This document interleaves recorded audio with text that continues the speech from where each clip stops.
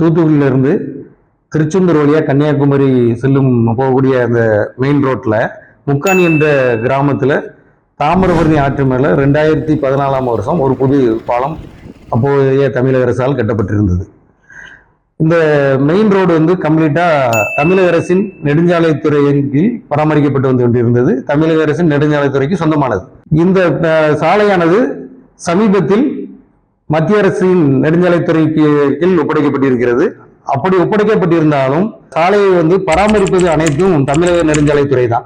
மத்திய அரசு நிதி கொடுக்கும், ஆனால் கட்டமைப்பது பராமரிப்பது எல்லாமே தமிழக அரசு தான். இந்த நிலைமையில கடந்த 2023ஆம் வருஷம் தாமிரபரணி ஆற்றில் ஏற்பட்ட பெரிய வெள்ளப்பெருக்கால இந்த முக்காணி பாலம் கடுமையாக சேதமாச்சு.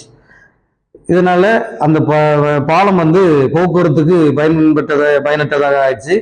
திருச்செந்தூருக்கு ஒவ்வொரு நாளும் வரக்கூடிய பல லட்சக்கணக்கான பக்தர்கள் இந்த பாலத்தை பயன்படுத்த முடியாம காமராஜர் காலத்தில் கட்டப்பட்ட அந்த பழைய பாலத்தில் தான் போயிட்டு இருக்கிறாங்க இன்னைக்கு வரைக்கும். இந்த பழைய பாலமானது ஒரு சாதாரண மழைக்கு ஏற்படக்கூடிய வெள்ளத்துல அது மூழ்கி போயிடும்.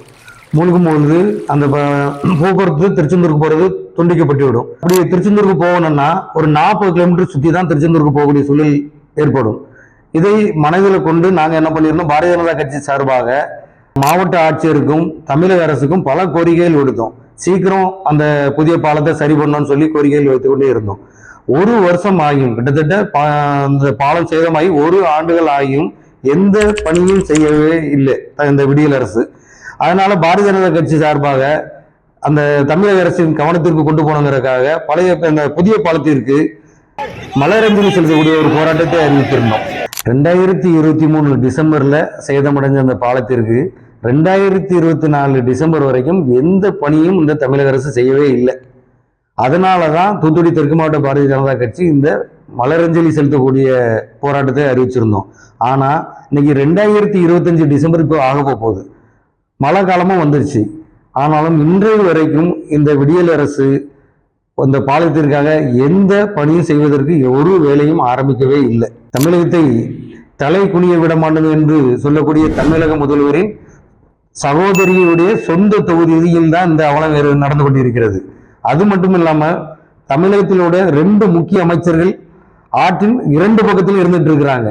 அப்படி இருந்தும் எந்த நடவடிக்கையும் இந்த பாலத்திற்காக இவர்கள் எடுக்கவில்லை. மீண்டும் மழைக்காலம் வந்தாச்சு, ஆற்றுல வெள்ளம் வரப்போகுது.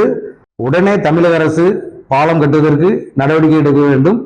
அப்படி இல்லை என்றால் வரும் டிசம்பர் மாதம் பொதுமக்கள் அனைவரையும் திரட்டி பாரதிய ஜனதா கட்சி சார்பாக பெரிய அளவில் பாலத்திற்கு மலரஞ்சலி செலுத்தக்கூடிய நிகழ்ச்சி நடத்த வேண்டிய சூழ்நிலை இருக்கும்.